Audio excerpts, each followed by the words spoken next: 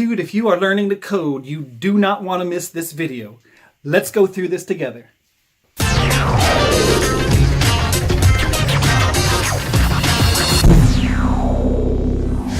Hey, I want to welcome you to another video. My name's Peter, and if it's your first time here and you want to learn to code, you want to stay motivated to reach that goal and change your life, then start now by subscribing and click the little bell icon so you don't miss anything. Did you ever think to yourself, man, if I could just find some awesome pro coder dude and sit him down and ask him all the cool questions that I ever wanted to ask about how did he get started, what were some of his frustrations, what advice would he give me as far as learning to code, as far as getting hired, as far as getting along with people who I eventually am going to work with? What if I could just sit him down and just like mind meld with him and get all that cool information? Well, guess what? That's what I did for you. I sat down with an awesome coder named Phil Moody. I met him at a boot camp, like JavaScript meetup, and he sat down with me and went through a ton of unbelievably great information I want to share with you. This is the first part of a 3-part series with him, and I'm just going to jump right into it. So ladies and gentlemen, Phil Moody, the awesome coder dude. I just wanted to introduce you guys to Phil. He's been a coder forever, and I just want to kind of ask you, Phil, to give kind of some of your backstory. Sure. I always kind of ask what your coding story is and how you got into it, what kind of funneled you that direction, and anything that you want to add with that. Cool. So I've been coding for about 14 years. I think my first real website was for my church back in Louisiana. I had been doing some video editing and some graphic design, and then that was just kind of like the next step. They wanted me to do it, see if I could do a better job than the one they had at the moment, and so I did it, and they loved it, and it was just kind of a good feeling to like build something and people can use it, right? Get some information, get some use from it, and then just bring value, to an organization. Like it was something that a lot of people, especially back then, couldn't really have. Like you didn't have a coder, right? Especially in a small town, right? Like the coder guy in the back room somewhere. Right? So it's just you kind of get that special feeling of like, oh, I'm doing something important. And so I think that was like what started it off, and just kept going. What are some of your memories? Because I've told you already, but I just like to kind of re-emphasize it on camera that at least this phase of this YouTube channel is really kind of aimed at beginners, at beginner coders who are just kind of coming up and maybe frustrated as heck half the time and pulling their dang hair out and half the time thinking, are they crazy to keep going? So can you just kind of remember some of the history, if you can go back that far, and just kind of talk about that, like some of the times you wanted to just throw the towel in, some of the times you felt like, hey man, that was awesome. Yeah, I remember it was hard just to code because it's like learning a language. Like when you learn HTML, CSS, and JavaScript, like I've done some reading and like they relate it to like learning a new language. It's funny that you mentioned that because that is my main theme when I'm telling people how to learn it. Yeah. Is that you are learning a foreign language. And it's not, I always say it's not like learning a foreign language. Yeah, it is learning a foreign language. Yeah, because you're learning the syntax and like how to put together a sentence almost. We're online with that. Yeah. And then back then was like the beginning of this, not the internet, because the internet was obviously around before, but this version of the internet where like CSS was like a big deal. Like people were like getting away from tables. WordPress had just come out, I think like a year before. What year is this ish? I say 2004, 2005. Because I graduated high school in 2002, so it was like 2 or 3 years after that.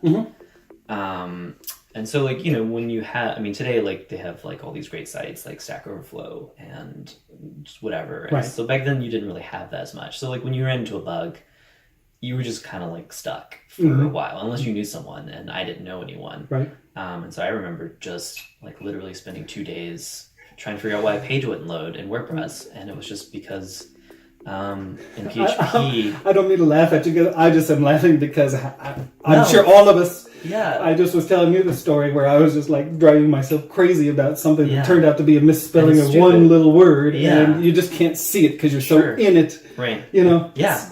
And so it just turns out, like in PHP, if you have a closing tag and then a space, a line break below it, it throws off the whole script. And so I didn't know that. And so like that's why today I never close my PHP tags if the whole to file's this day. PHP. Yeah. Right. It was funny because like the aquarium downtown hit me up a couple of weeks ago, and it was the exact same issue. And I was like, I laughed because I was like, this is literally the easy, because they had spent like 3 days, like they couldn't figure it out, you know, and then they were just like, hey, can you help? And I was like, oh yeah, sure, of course. This is like, I know this bug well. This bug follows me around my entire career. Oh, that is funny. So looking back on actually that kind of time, you know, that mid 2000s ish, when you're just kind of getting started, I always like to ask that kind of question of, if you could travel back, knowing what you know now, if you could travel back to talk to yourself, which is basically kind of talking to me and the audience right now, you know, if you could go back there and go like, all right, here's 3 tips that would really help you out, whether it be specific technical tips or just kind of mental tips, that type of thing. What would you say to yourself if I'm your young you? Don't fall into the trap that you have to have a reason to code.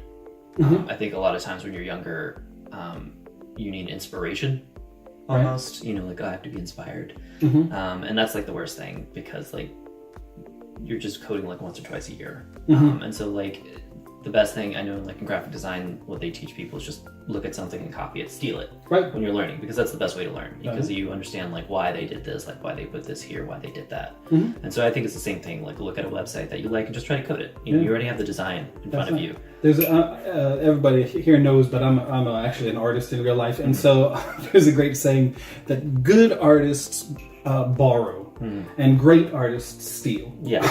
And so it is true. You have to get in and be able to, I mean, how are you going to start if you don't, you know, I kind of compare it to like being in a cover band, where you eventually kind of evolve into doing your own thing and kind of becoming like, you know, an original band. It's that type of thing, you know? But you gotta start at a thing. So anyway, I didn't mean to interrupt you. No, that's okay. And especially today with like all the browser tools, like you can see what they did. You know, so if you get stuck, like you can just right click and inspect and then see like what kind of HTML tags they use and like what CSS they use and things like that. So that's probably the first thing, because like you want to fail as often as you can. Like just learn. Let's repeat that. You want to fail as often as you can. Because like that's the only way to truly learn. Is when you struggle with it. Which kind of leads into the next point, is like just from the beginning realize that you're never going to be right all the time, and don't like fight for that. Because I think a lot of times we like get that knowledge that we worked really hard to get, and then like we're kind of tired of learning. You know, because it's been a year, it's been 2 years. Dude, you know, I feel it. And you feel like you've accomplished something, you've arrived, and then when people like maybe question you or like bring in new ideas, like a lot of times it's like easy to be guarded. And so like just learn that there's always going to be something new to learn, and always something new to like challenge yourself with. And you know, you'll always like have a place like to work, honestly, because like those are the best types of employees. It's, you know, the people that you're not like really a pushover per se, but like you're not like the guy who's like, I know the best, you know, I'm the only way. Because even like your managers who don't do any code they may have heard something, you know, in passing, and you know, and just be like, hey, I heard this thing. Don't like, a lot of times people just shut it down, like that's stupid, you know, and it may not be stupid, it may be stupid, but at least like listen and don't like get guarded, because I think a lot of times, especially us coders, like we like to guard our you know, our expertise, our art. You know, you don't want to be criticized. Like no one wants to be criticized. No one wants to feel like all this hard work has been for naught. Because like, I mean, there are times when you've been working on something and learning something, and you realize you've either learned it completely wrong or there's a better way. You know, and no one likes the new guy who comes in and shows you a better way. But like you should never be afraid of like learning something new from someone. And I mean, I speak from the heart right now when I say, dude, like I've been learning non-stop, like 10 hours a day for incredibly long now, it seems like, but it's only really about coming up on 3 months. You know, but it's like, like for instance, right now I'm starting to just kind of try to learn Git, GitHub, Sure. to be able to start pushing stuff up so I can have kind of a little resume of what I've been doing, But it's like, man, I just finally finished my JavaScript little course that I was doing. Yeah. Ugh. And you're like, done. I'm done. Yeah, and my brain is like, dude, if you even touch me again right now, I will blow up. Yeah. And so, but it is that I think that has to be like the constant state that you are in. I mean, of course it will eventually kind of ease. Sure, yeah. But it is always that. I mean, you have to always be ready for a ton of new input. Yeah. Yeah, definitely.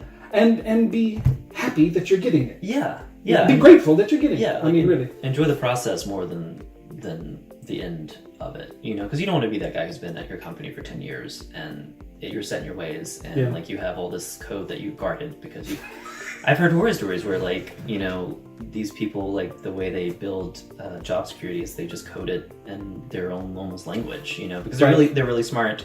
They know what they're doing and they're like, oh, I'm doing this great way. But they're like the hermit guy. Yeah. And it's like, it's mind blowing. But like if you died tomorrow, this, I mean, if you're 10 years paying someone $100,000 a year, that's $1 million worth of code that's just gone. Yeah. And I think you have to be sensitive to that. You have to be sensitive to like, you need to like make sure that the next guy who comes in, who could very well be you in 6 months, can understand what you did, why you did, And so like, I don't really consider myself as like a great like programmer as far as like coming up with like, there's some people online, they write these like single line JavaScript functions. Right. But I can't understand it. Right. It's like the 10x, isn't that what they call it? I don't know if you've heard that, but that's kind of like the myth is like there's the 10x programmer. Are you familiar with Funfun Function? Yeah. I've heard him talk about that one quite often. Is like there's this kind of mythical guy who, is some like the guru of, and he can do everything 10 times better than you. But that's the thing. That is the truth, dude. Is if you're not able to just communicate with a stinking computer, but to the other people who are gonna come along and have to deal with it. Yeah. Well, what's the point? Yeah. Because I mean, they're humans reading your code, not just computers. And so like I think that's another like major thing is just like realize that you're working with people and like you're not going to be here forever, whether at the job or just or just, none of us are going to be here forever. Let's face it. You just I mean, people are paying you to do something, and you just want to. I mean, I make sure that every time when I do something, when I have clients like freelance clients, like they have control over their code, they have control over their website, because like I don't want them to be out. Right. If something happens to me. Right. And so I make sure that they have access as much as possible. Do you find yourself doing a lot of commenting in the code itself, or no? I just learned that if you just name your functions properly and make your functions small enough, I'm sure like you run into like functional programming, where it's just like tons of little baby functions, right? And so that's kind of what I've always like naturally grown to. I'm not saying I invented functional programming. No, of course not.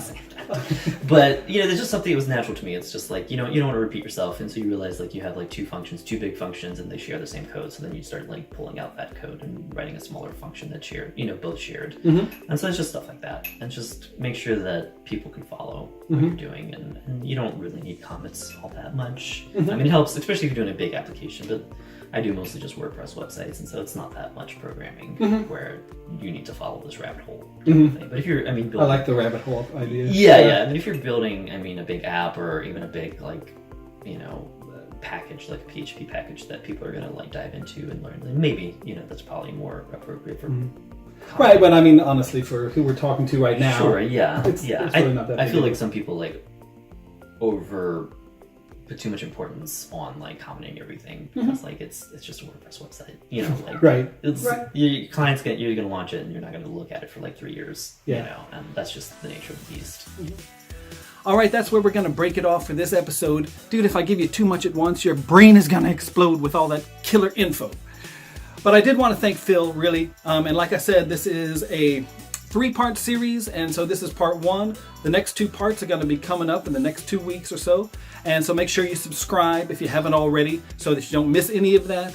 And I do want to also ask you, if you've got any questions for future interviews, please leave them in the comments. I want to do this. This is the community. This is the Coding Connections community. I want to have it so that you guys feel like you're sitting there with these awesome coders. I've got a bunch of them lined up, and I just want to pick your brain to find out what to pick their brain about. So please do that. Leave a like. Make sure you subscribe. We're going to see you soon, man. Rock on, fellow coders.